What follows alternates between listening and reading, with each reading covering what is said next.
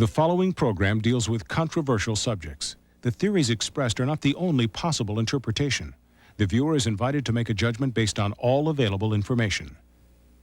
Tonight on Sightings. As a group, we were abducted about 60 times. Frightening first-hand stories of mass abductions by extraterrestrials. What are their sinister motives? They do need our genes to propagate their own species. Then, dogs that possess amazing psychic abilities of predicting epileptic seizures. Their life-saving secrets tonight.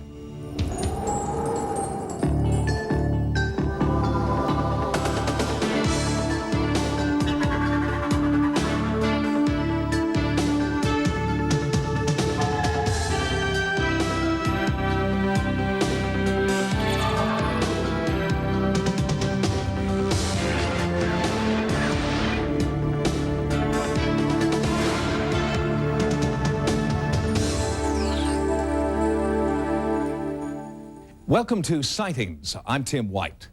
The number of people who report being abducted by aliens is growing at an alarming rate. According to a recent Roper poll, 1 in every 50 Americans claims a UFO abduction experience. Well, now those individuals are being joined by groups of people who claim they've been abducted together.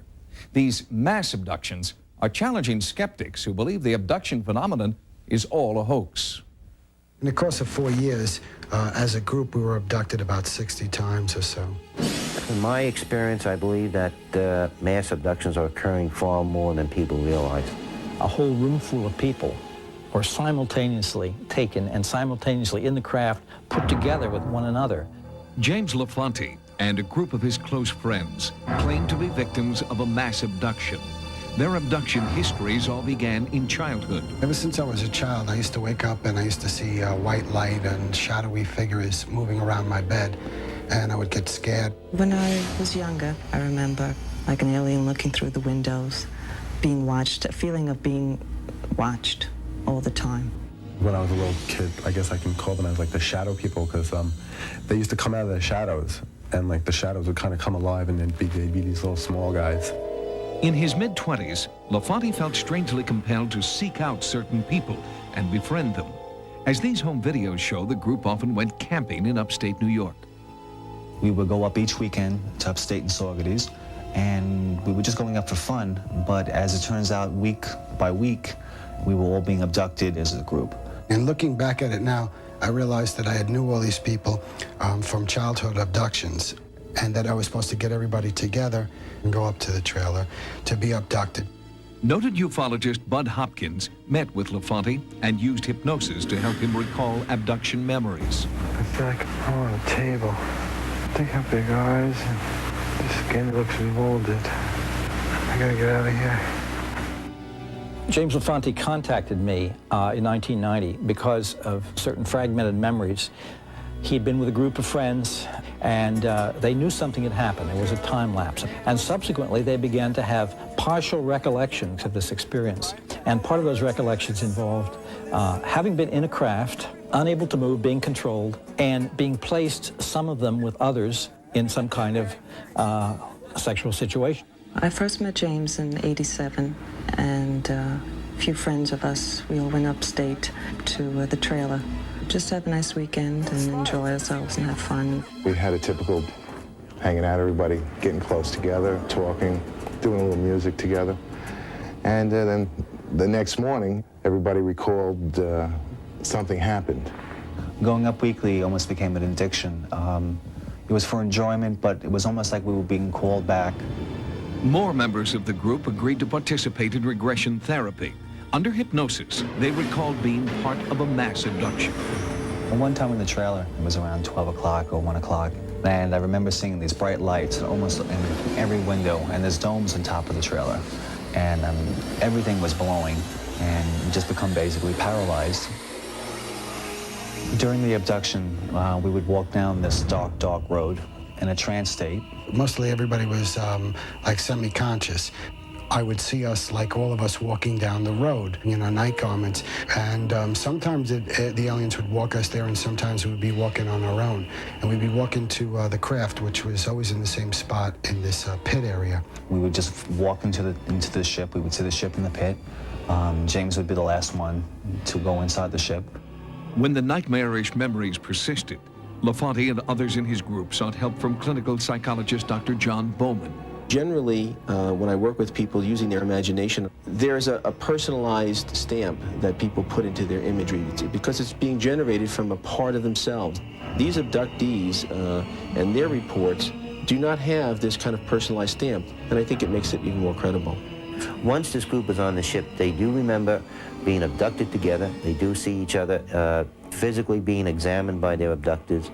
James and Kurt saw me on the ship with them and a few other people that were upstate that weekend with us. They would take us into the room and start doing some of the medical experiments. And sometimes there would be 2 or 3 of us in the same room. If something was being worked on my genitals, I would see James across the room and the same thing being done to him. I do know his sperm was removed. I've experienced certain things like that. I was with an alien that wasn't totally at will. It's hard to explain, you know, I mean, first, you know, it looks like a person, you know, and then it becomes an alien while the process is going on. Rows and rows of naked people, aliens standing, motioning them here and there, directing them through some kind of processing. When I was on the ship, I remember seeing James and Petra, and then I remember being with the other people from the group. There's a very great interest on the part of the UFO occupants in human reproduction, sperm, ova, the DNA, but it has also included an interest in human sexuality itself. I do know that they do need our genes to propagate their own species. It's not uncommon to hear in mass abduction cases that individuals, members of the group, are forced to have sex amongst themselves or with the aliens. Sometimes we would be abducted and there would be sexual situations that would pair off, you know, some of us within our group and some of us with other groups of people. It was just like a random thing. Each week maybe it would be a different person. It could be other people's wives, other people's husbands, different friends that we were with, and just experiencing different sexual situations with them. It's a recurring theme that we hear from a lot of abductees, especially in mass abduction situations. They're studying us, they're studying our sexuality, our emotions, and they're using us for some design goal as the center of this experiment. This is across all cultural, socioeconomic levels. This is extraordinarily widespread. It is global in nature, and it is probably the most central hidden mental health issue in the country today. In working with abductees, James's group, as well as other abductees, my experience is that these people have been traumatized by a very real and present experience in their lives. Their psychological profiles indicate that this was a real traumatic experience. It wasn't made up, it wasn't imagined, and that something actually did occur to traumatize these people. I lost plenty of jobs, I lost friends, I lost family, I lost a number of things, and it got to the point where I would, you know, I was contemplating suicide in a sense because there was no escape. I believe the abductions are exploitive of mankind and are not beneficial to these individuals. If their abductions were beneficial, they wouldn't be suffering as they are. It's not something that we come out and tell you because we want to be on television. A lot of people think that, you know, we get more ridicule from it. It's a joke. There is undoubtedly an extraordinary phenomenon at work here. It is irresponsible to dismiss it. An extraordinary phenomenon such as this demands an extraordinary investigation. We're a good group. Our friendship is strong. I just hope that we'll understand what's going on at some time, and that we will understand why it's being done to us, and that in the long run that it's all for a good cause. Joining us now is one of the foremost authorities on the alien abduction phenomenon, Temple University professor David Jacobs. Dr. Jacobs is the author of Secret Life, first-hand accounts of UFO abductions, and has been a UFO researcher for 25 years. Dr. Jacobs, for years and years, you have studied the abduction phenomenon. The idea of multiple abductions, is this something new? No, multiple abductions have been around since the very beginning. In fact, the very first abduction that came to public attention, the Barney and Betty Hill case, was a multiple abduction. What we see every once in a while is large-scale abductions of 6, 7, 8 people, even more sometimes. Is it true that people only recall their abduction experience, multiple or otherwise, under hypnosis, and therefore they might be influenced by their therapist. Most of the accounts are recalled under hypnosis. However, a significant number of them are remembered just straight out without any aid of hypnosis at all. However, we found that handled carefully and with proper knowledge of the phenomenon, hypnosis is an important tool that we use to sort of release the memories that are there. You are a respected university professor, and for most people, this is just beyond the pale. Why are you involved in this? Well, you're right, Tim. This is absolutely as far out as one can get in this society. Yet I feel that this is, even though that this is on the edges of credibility, that we must study this, that this is potentially extremely important and potentially impactful on all people, and therefore we can't ignore it. Does it seem that some individuals are targeted for abduction and others are not? And is there any way to know if you are? Well, people who have had abduction experiences generally have them from childhood on, all the way through old age, and we don't know how it stops. Most people who are abductees know that there's been a series of unusual experiences that have happened to them in their lifetime. They don't know what's happened to them necessarily, but they know something has been going on that other people don't have. And most of those kinds of people, we feel, have had abduction experiences, or at least many of those people have had abduction experiences. Have you been abducted? I have not been abducted. From what I know about the abduction phenomenon, I have no desire to be abducted. Dr. Jacobs, thank you very much. Thank you, Tim. And we will be back with more sightings in just a moment. When we return, dogs that possess amazing psychic abilities of predicting epileptic seizures. What is the secret of their life-saving powers? Their story coming up next. One of the last great frontiers left to explore is the human mind. With all of the advances in modern medicine, we still know surprisingly little about the potential of the brain. One way scientists are trying to learn more is by studying our pets. Animals appear to have certain psychic powers that no one can fully explain. Pets could be helping here, helping people with epilepsy. It's a condition characterized by frightening, uncontrollable seizures. In the Dark Ages, epilepsy was thought to be the work of the devil. Today, we've abandoned those outdated ideas that people with epilepsy are under satanic influence. But there are genuine mysteries associated with epilepsy, and medical experts are turning to dogs for some amazing new ways of understanding this misunderstood neurological condition. Angie Barnum knows the incredible supernatural power of a seizure alert dog firsthand. For the last 10 years, Angie's dog Sheba has been warning her of potentially life-threatening seizures before they happen. She paces and whines and jumps on me if I'm not paying attention. She's constant.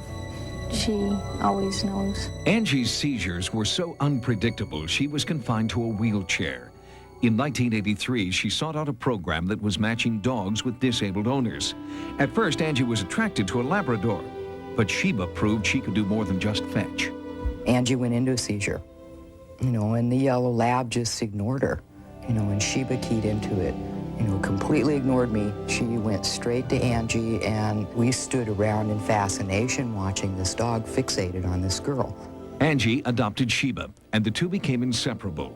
Angie discovered that Sheba's special gift wasn't just an isolated event. I was out playing with my friends, and she started pacing and whining, and I thought she was just acting up, and I went home, and a few minutes later, I had a seizure. Come here, Sheebs! Sheba was so accurate in predicting seizures in advance that Angie gained enough confidence to leave her wheelchair behind and compete in gymnastics with Sheba at her side. She lets me know before I have a seizure so I can get down off the equipment. With her, I can know I'm going to have one, and I can get down before I hurt myself. In 1987, Angie won a gold medal in the Special Olympics, and she gives a lot of the credit to Sheba's extraordinary ability. But Sheba is not unique, according to Rina Berner of the Epilepsy Institute. We had people calling up all the time saying, I know you're going to think I'm nuts, because they didn't know who they were talking to, but this is what my dog does. One of those reluctant callers was veterinarian Liz Rudy, who has had seizures for 10 years. Liz noticed that before her seizures, her dog Ribbon would stare and lick her hands. I didn't really tell anybody or talk about it because it seemed too strange to be believable. But Ribbon alerted consistently for 9 years. Before Ribbon died, Liz got a new puppy named Raisin. I got her to see whether she could pick up this behavior from Ribbon. I didn't think it was something that was real likely, but I thought it would be interesting to see if one dog could do it. Raisin turned out to have the same uncanny ability. Early on, she saved Liz from a potentially fatal situation, alerting her to an oncoming seizure while Liz was in the shower. While we were recording this story, Sightings crew members noticed Raisin was paying particular attention to Liz. Then it started. First, the intense stare. Then Ribbon tried to get Liz's attention. And finally, the barking started. Liz's seizures aren't violent.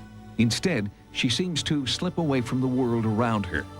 Ribbon instinctively stays by her side, protecting her for the duration of the episode. Does Ribbon have a unique ability to detect seizures, or is Liz somehow giving off subtle clues about her condition? When you have a phenomenon like this and you want to do a scientific investigation, the first thing to try to determine is whether, in fact, the phenomenon is bona fide or not. Neurologist Dr. Douglas Labar assists the Epilepsy Institute in their study of dogs like Ribbon. Liz is a participant in this research. Here, she's hooked up to a brainwave monitor that can detect the onset of a seizure. The Institute is also compiling statistics based on a survey sent out to pet owners who do have seizures. A substantial portion are reporting some type of alerting behavior. Some experts speculate that the dogs are detecting seizures through their acute sense of smell or by their acute awareness of certain body movements in their owners. But then why is it that only certain dogs seem to have the ability to detect seizures? Animal behaviorist Peter Borschel is studying the phenomenon. If we can learn what the dogs are capable of doing, how they can pick up the pre-seizure signals, then we can have a way of screening dogs, trying to find out if there's a breed difference, picking dogs that are good at it versus those that aren't. Come on, where's Jessie? 10-year-old Jessica Lindgren has up to 5 seizures each week. Her mother Leslie is working with their dog Trina, training her to help Jessica during her seizures.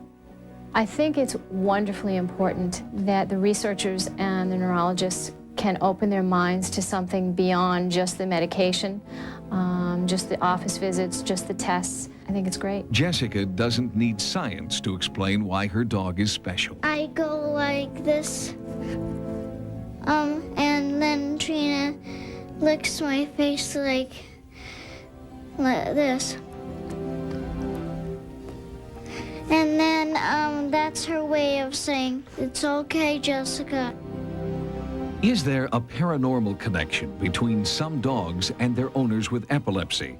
Medical doctors would say no, but they're still at a loss to explain why. It is a mystery that science can't explain, but researchers continue to study the phenomenon, working toward a more complete understanding of the strange and wonderful connection between people and animals. One of the tragedies experienced by people with epilepsy is isolation from a general public that fears the onset of a seizure. One of the greatest benefits of seizure alert dogs like Sheba and Raisin is their ability to bring their owners out into the community where they can hold jobs and enjoy life with a new confidence.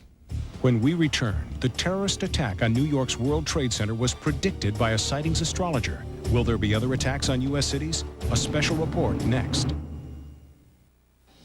At the beginning of 1993, we asked a panel of experts in astrology and psychic phenomena to make their predictions for the coming year. One of our experts, astrologer Richard Nolly, has been remarkably accurate so far. He predicted the terrorist bombing at the World Trade Center in New York. Prediction became reality on February 26, 1993. In an interview taped in November 1992, Richard Nolly predicted a terrorist attack in February. It's going to be more a terrorist kind of situation, but it's going to go beyond the terrorism that we've seen in the past. I think people who live in major cities in the United States, in Japan, and in Europe are going to be targets for this kind of activity, especially around approximately February 2 and also in August and early October of 1993. The February prediction, although off by a few weeks, did have an eerie ring of truth. We went to Nolly's home in Phoenix to get his reaction. The alignment of the planets Uranus and Neptune was the big cosmic clue to me. Also, given the current tensions in the Middle East, I'd expected that this would manifest as a terrorist attack directed against the United States. There are currently 2 suspects in custody, but Nali believes they are just the tip of the iceberg. There's no doubt in my mind that Baghdad was behind it, specifically Saddam Hussein.